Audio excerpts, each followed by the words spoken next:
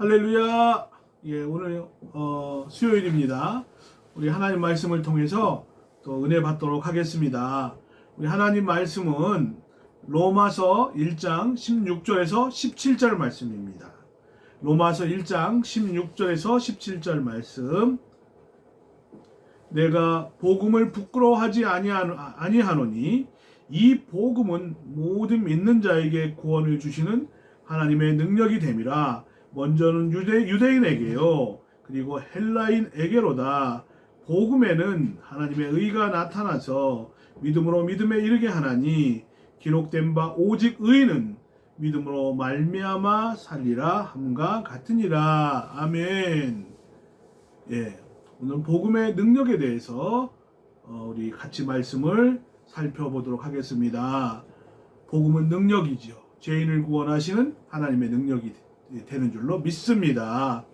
오늘 말씀은 로마서 전체의 주제가 되는 아주 중요하고 귀한 말씀이고, 이 말씀 속에는 복음이라는 것이 무엇이냐, 그리고 복음에 대해서 우리가 어떤 자세를 가지고 살아가야 되느냐 하는 것을 보여주는 말씀이죠. 복음은 무엇이냐? 모든 믿는 자에게 구원을 주시는 하나님의 능력이다 말씀하고 있습니다. 믿음이 있으면 능력이 생기게 되는데, 그냥 세상적인 그 힘, 물리적인 힘을 말하는 것이 아니고, 우리가 이 복음을 알게 되면 우리가 하나님 앞에 의롭게 변화가 되고, 그리고 정말 이 세상을 살아갈 때에 하나님 백성답게 살아갈 수 있는 우리가 하나님의 믿음의 능력을 말하죠. 사도 바울은 복음을 부끄러워하지 아니한다고 했습니다. 왜 그러느냐? 이 복음은 사람을 변화시키는 놀라운 능력이 있기 때문이다 말씀하고 있습니다. 그렇기 때문에 복음의 능력을 믿기 때문에 담대히 복음을 증거할 수 있었죠. 사도 바울은 어떤 사람이었습니까? 부활하신 예수님을 인격적으로 만나기 전에는 그는 기독교를 아주 무시했던 사람 중에 한 사람이었습니다. 바리새인 가문 출신이고요.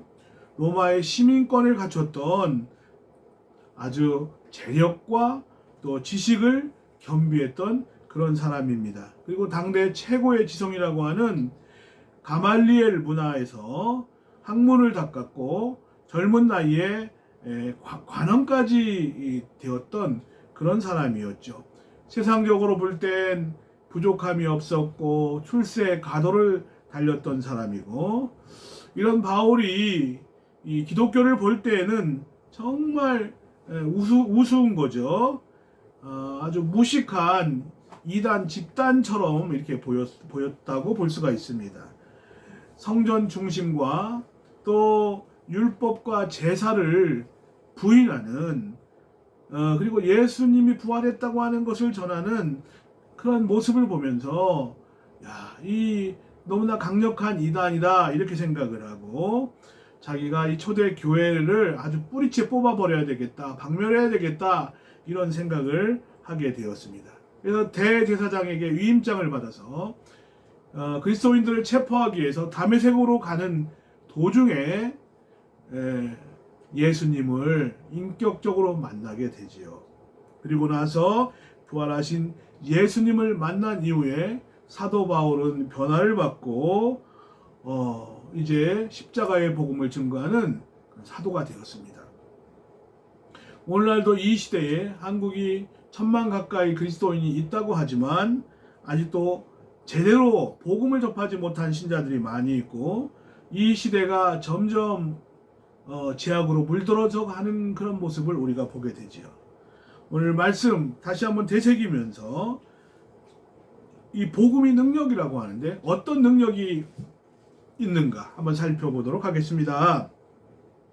1장 16절에 내가 복음을 부끄러워하지 아니하노니 그랬습니다.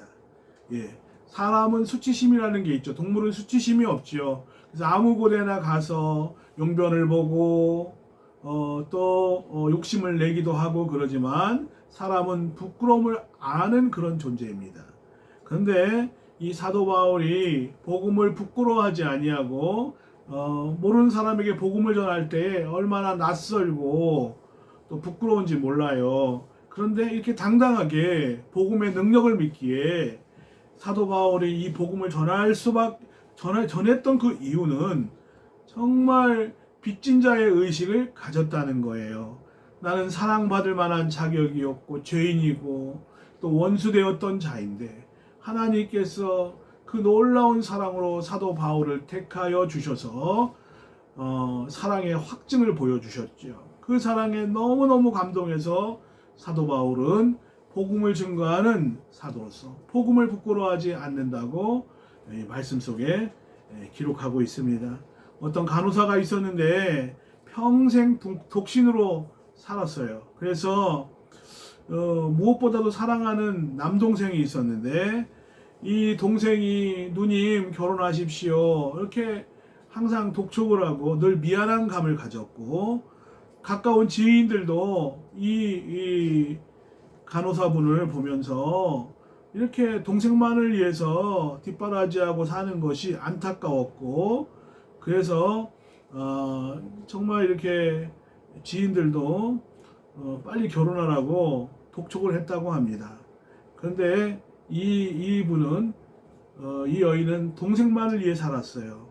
그러면서 이분이 나중에 세상을 떠나기 전에 왜 자신이 그렇게 동생을 위해서 헌신하며 살았는가에 대해서 이유를 말씀하셨는데 학생 때 겪었다는 거예요. 이 학생 때 그분이 수술을 받게 되었는데 아주 피를 구하기가 어려운 상황이었습니다. 그때 남동생이 수술을 자원을 했는데 남동생이 나중에 피를 공급해주고 수혈 후에 회복실에서 의사 선생님에게 질문을 했답니다. 어떤 질문을 했느냐? 선생님, 저 이제 수혈했으니까 저 언제 죽습니까? 동생은 피를 뽑으면 그냥 죽는 줄 알았다는 거예요. 누나를 위해서 피를 뽑아주면서 자신이 이제 세상을 떠나는 걸로 그렇게 알고 있었다는 거예요. 그 말을 전해 듣고 야, 나 저 사랑스러운 동생을 위해서 평생 살아야 되겠다 이렇게 다짐을 했다는 거예요.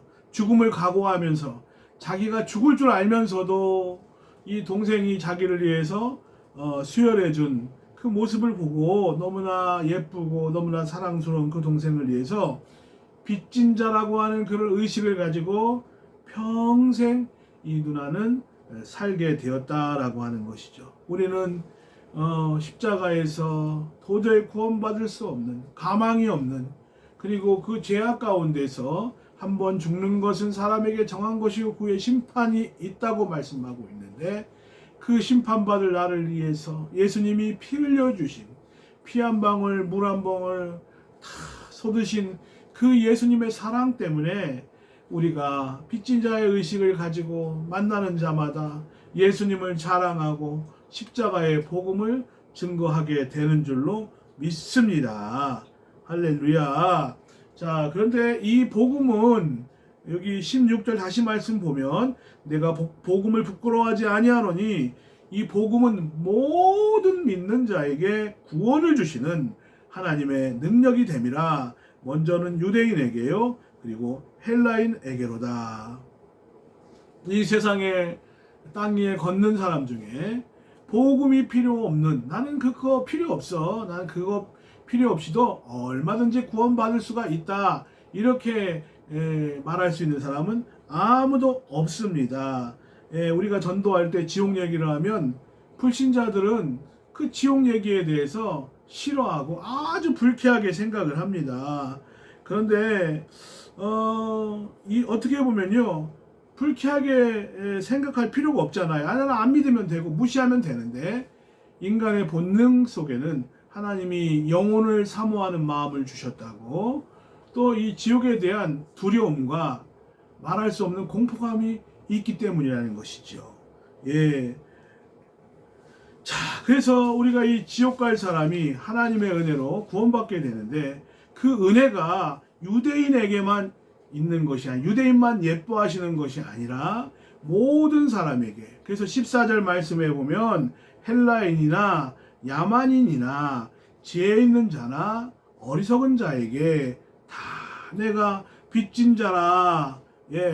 이 복음을 통해서 하나님이 구원하실 때에 인종적 차별이 없으시다는 것이고, 하나님의 편견 없는 사랑, 하나님은 모든 사람이 구원을 받으며 진리를 아는 데 이르기를 원한다고 말씀하고 있습니다. 그런데 이 복음은 능력이라는 거예요. 두나미스라고 하는, 그래서 헬라어에서 다이나마이트라고 하는 말이 나왔습니다. 복음 가는 곳마다 큰 역사를 일으키고 사람을 변화시키고 어느 나라와 그 지역과 한 개인을 변화시키고 가정을 변화시킬 줄로 믿습니다.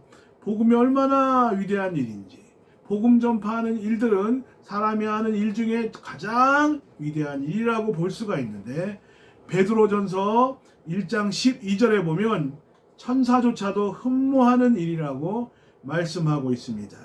이 섬긴 바 자기를 위한 것이 아니요, 베드로전서 1장 12절에 보면 이 섬긴 바가 자기를 위한 것이 아니요 너희를 위한 것임이 계시로 알게 되었으니 이것은 하늘로부터 보내신 성령을 힘입어 복음을 전하는 자들로 이제 너희에게 알린 것이요 천사들도 살펴보기를 원하는 것이니라. 그러니까 천사도 흠모하고 알기를 원하는 것이 이 복음인데, 복음은 생명을 구원하는 능력이 있는 줄로 믿습니다. 복음을 받으면 영혼이 되살아나고, 복음을 받게 되면 삶이 변화하는 능력이 나타나게 되는데, 죄의 사탄의 권세에서 구원을 받게 되고, 그리고 우리가 하나님 나라 들어갈 수 있는 우리에게 권세가 주어지는 줄로 믿습니다. 이 복음에는 생명을 구원하는 능력, 복음을 우리가 한 사람이 구원을 받았다면 분명히 예수 그리스도의 십자가의 복음 듣고 구원받는 것이니, 이 복음은 생명을 구원하는 능력이 있습니다. 제가 중국 선교를 한 8년간 가서 복음을 전할 때 전혀 문화가 다르고 또 가치관도 다른데, 그런데 가는 곳곳마다 복음은 정말 놀라운 능력이었고, 그 복음을 받는 사람마다 관심을 갖고, 그리고 행복해하고 그랬던 그 모습을 제가 기억이 납니다. 세상에는 의인 되는 방법이 많이 있다고 사람들은 말합니다. 이단 교주들이 말하고, 또 다른 종교에서도 구원을 말하고, 어떤 사람은 종교가 없어도 그냥 착하게 살면 구원받는 것이 아니냐. 그런데 구원의 길은 오직 예수 그리스도고, 예수님 믿지 않으면 죄인이고, 이 세상에 가장 잘한 일은 예수 믿는 일이라는 것이죠. 가장 좋은 선택을 하셨습니다. 중세에는 가톨릭이 많이 부패했습니다. 그래서 성 베드로 성당, 그 성당을 지을 때에 건축비 마련을 위해서 면죄부까지 받았는데, 죄인의 이름으로 면죄부를 사게 되면 연옥에 있던 죄인이 낙원으로 올라간다, 그런 주장을 했고, 그래서 면죄부를 최대한 많이 팔았던 티체라고 하는 사람이 이렇게 말했습니다. 헌금함에 돈을 넣으면 돈이 떨어지는 땡그랑 소리와 함께 연옥에 있던 형제들이 해방이 된다, 이런 주장을 했다는 것이죠. 그런데 비텐베르크 그 성당에 1517년 10월 31일 날 종교개혁의 내용을 가지고 95개 조항 반박문을 붙이면서, 그 중에 아주 가장 핵심적인 내용 중에 오직 성경, 우리가 진정한 구원을 우리가 분별하는 방법 중에는 오직 성경을 주장을 하면서 성경만이 믿음과 행위의 유일한 표준이 된다 하는 것이고, 두 번째는 오직 은혜를 주장을 했습니다. 율법이나 선행이 아니라 오직 예수님의 보혈의 공로를 믿음으로 구원을 받게 된다 하는 것을 이렇게 말씀하고 있고, 세 번째는 오직 믿음을 주장을 하고 있습니다. 신부에게 고해성사에서 구원받는 게 아닙니다. 십자가의 대속을 우리가 믿음으로 구원을 받죠. 당시에 가톨릭의 그 상황은 라틴어 성경을 타국어로 번역해도 이단이라고 주장을 하고, 그 성경은 아무나 갖는 게 아니라 사제들만, 가톨릭의 사제들만 가지고 있어야 된다 이렇게 주장을 하고, 만약에 평신도가 성경을 소유하고 있으면 안 된다는 거죠. 예, 그래서 평신도들에게 성경을 주지 않았습니다. 그리고 성경에 절대 해석하는 그 권세는 신부들에게만 주어졌다 이렇게 주장을 하고요. 반면에 마틴 루터는 평신도들도 하나님의 말씀 앞에 말씀과 믿음 위에 굳게 세워져야 되는데, 예, 종교 개혁을 하면서 아주 핵심적인 일을 한 것 중에 하나는 라틴어 성경을 독일어로 번역하는 일이죠. 누구나가 쉽게 성경을 볼 수 있어서 그 성경 말씀을 통하여 믿음을 갖는다는 것이죠.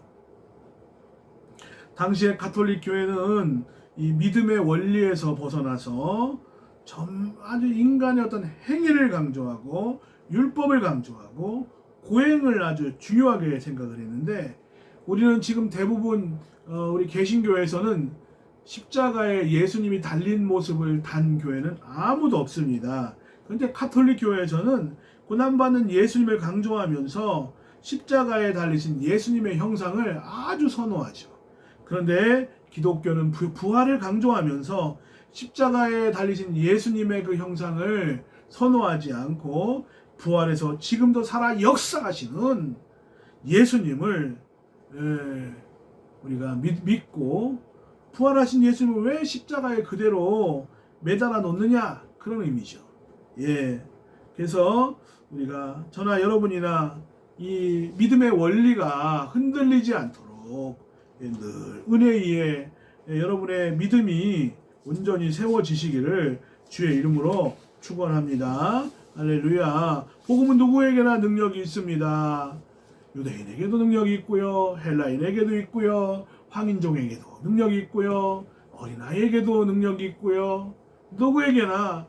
그래서 모든 믿는 자에게 구원을 주시는 하나님의 능력이 되기 때문에 우리가 복음을 전할 때에 하나님의 능력이 나타나게 될 줄로 믿습니다. 복음의 그 구원의 능력을 확신하시길 바라고 복음을 전하는 저와 여러분 되시기 바랍니다. 유럽에 가면, 제가 미국이나 캐나다나 또 유럽을 방문할 기회가 있었는데, 신앙의 영향을 받은 나라들의 그 특징을 보면 가족 중심의 문화고 반문화가 아주 적다는 것이죠. 그냥 가족들끼리 모이는 거죠. 한국은 반문화가 너무 발달되어 있어서 야간에도 아주 불야성을 이루고 죄를 짓는 것을 보게 됩니다. 또 생명을 구원하는 능력이 복음에는 담겨져 있고 삶을 변화시키는 능력이 또 있습니다. 17절에 보면 복음에는 하나님의 의가 나타나서 믿음으로 믿음에 이르게 하나니 기록된 바 오직 의인은 믿음으로 말미암아 살리람과 같으니라. 복음은 삶의 능력이 있어요.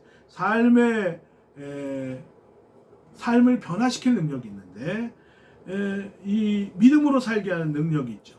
복음이 들어가면 더 이상 내 자신의 행위나 내 자신의 어떤 무엇을 지켜서 그것을 나의 의로 삼고 하나님 앞에 나가는 것이 아니라, 우리가 정말 복음을 위해 살고 말씀을 지키는 삶을 살지만, 복음을 받은 사람은 정말 예수 그리스도의 의를 의지하는 삶으로 변화되게 되고, 또 하나님의 나라를 위해서 헌신하는 삶을 살게 된다는 것이죠. 여러분, 제가 여러 번 말씀을 드렸는데, 김익두 목사님이 이제 정말 깡패였다가 목사님이 되셨죠.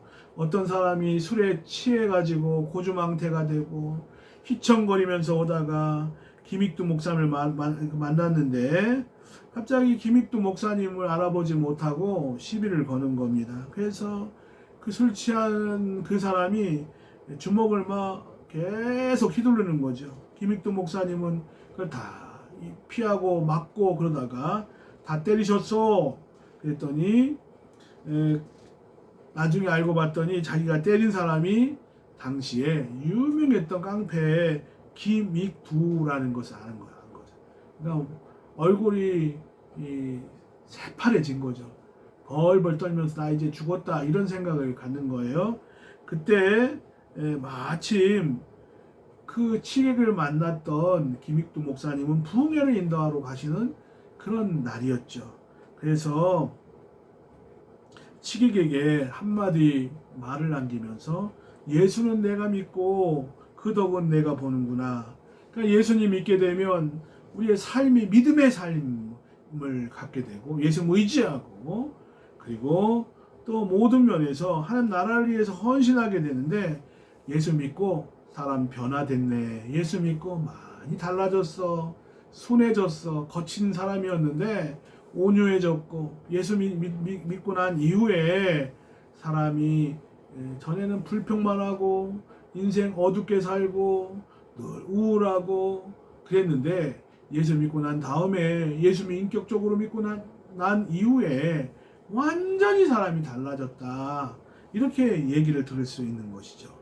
복음을 통해서 하나님께 의를 얻은 사람은 확신에 거할 수가 있고 성령의 인도하심을 받으면서 승리하게 될 줄로 믿습니다. 삶의 능력, 구원의 능력을 받았다면 이제 우리의 삶 속에서 예수 그리스도의 십자가를 드러내고 예수 그리스도의 정말 은혜를 드러내며 사시는 저와 여러분 되시기 바랍니다. 그리고 이 복음은 능력인데 전도의 능력이 나타나는 것이죠. 복음을 전파할 때 단순한 그냥 세상의 지혜로운 말이 아니라 하나님의 능력이 나타나고 복음은 전도자 혼자 하는 게 아니라 성령께서 함께 하시고 역사하셔서 그 말씀을 듣는 우리에게 은혜를 주고 큰 능력이 되는 줄로 믿습니다. 성경의 고넬료 복음 전파 이야기 잘 아시죠? 그는 경건한 사람이었고 하나님을 경외하는 사람이었습니다. 너무나 멋진 사람이죠. 기도 생활을 시간을 정해놓고 정말 규칙적으로 항상 하나님 만나려고 기도했던 사람이고 또 삶 속에 그 구제의 삶을 살았던 사람이죠. 마음에 사랑이 흘러 넘쳤던 사람이고 의로운 사람이었던 것을 보게 됩니다. 그리고 우리가 기도한다고 다 하나님 앞에 상달되는 것이 아닌데 그의 기도와 그의 구제가 어떤 사람은 정말 구제를 해도요 동네방네 소문 다 내고 자랑하고 자기를 드러내는 사람이 있죠. 그런 일들은 하나님 기뻐 받으시지 않죠.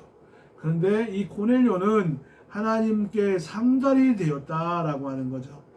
우리가 그렇지만 그런 그가 아직도 부족함이 있었는데 성경 말씀에 보면 그는 너 구원받기 위해서는 저 요바에 있는 베드로를 청하여다가 구원받을 말씀을 받아라. 그래서 복음을 이렇게 듣게 되었고 그리고 베드로가 하나님의 복음을 증거할 때 성령이 말씀 듣는 모든 사람에게 내려오시니 그래서 하나님의 능력으로 베드로에게 역사하셔서 이렇게 기적이 나타났던 것을 보게 됩니다. 저도 이렇게 저 존경하는 목사님과 더불어서 중국 선교를 할 때 어떤 분이 무릎이 구부러지지 않는 사람이 있었어요. 발을 다쳐가지고요. 근데 복음을 증거했죠. 어느 식당에 가서 그 구역 식구들 데리고 같이 예수 그리스도의 십자가의 복음을 증거한 이후에 자기가 어디가 아프다고 기도해 달라는 거예요. 기도했는데 그 주간에 그 형제님이 앞에 나와서 간증하는데 자기는 화장실 가도 무릎이 구부러지지 않는 사람인데 그런데 그날 성령께서 역사하셔서 무릎이 구부러지는 역사가 일어났다. 그러는 거예요. 그러니까 이게 저는 그 사람을 고칠 수 있는 능력이 없어요. 성령께서 역사하셔서 그 사람들에게 믿음을 주시기 위해서 복음 전파하는 그곳에 하나님 성령이 역사하셔서 치유의 역사가 나타나는 것을 보게 됩니다. 여러분 우리의 힘으로는 안 되지만 하나님이 함께 하시면 됩니다. 하나님의 능력을 믿고 가는 곳마다 주의 복음을 증거하는 저와 여러분 되시기 바랍니다. 복음은 능력이다. 복음은 능력입니다. 복음은 우리의 사역에, 우리의 모든 삶에 능력이 되는데 복음의 능력을 확신하시기 바라고 복음을 열심히 전하는 복된 성도 되시기를 주님의 이름으로 축원합니다. 아멘. 기도하겠습니다. 하나님 감사합니다. 오늘도 복음 전할 수 있도록 우리에게 뜨거운 마음을 주시옵소서. 복음은 구원의 능력이 있으며 우리의 삶을 변화시키는 능력이 있으며 우리가 전도할 때 복음은 성령께서 역사하셔서 놀라운 기적이 나타나는 능력이 있음을 오늘 말씀을 통해서 배웠습니다. 하나님 사랑하는 성도들 삶 속에 이 복음의 능력을 누리게 도와주시고 복음의 능력을 전파하는 복된 성도 되게 하옵소서.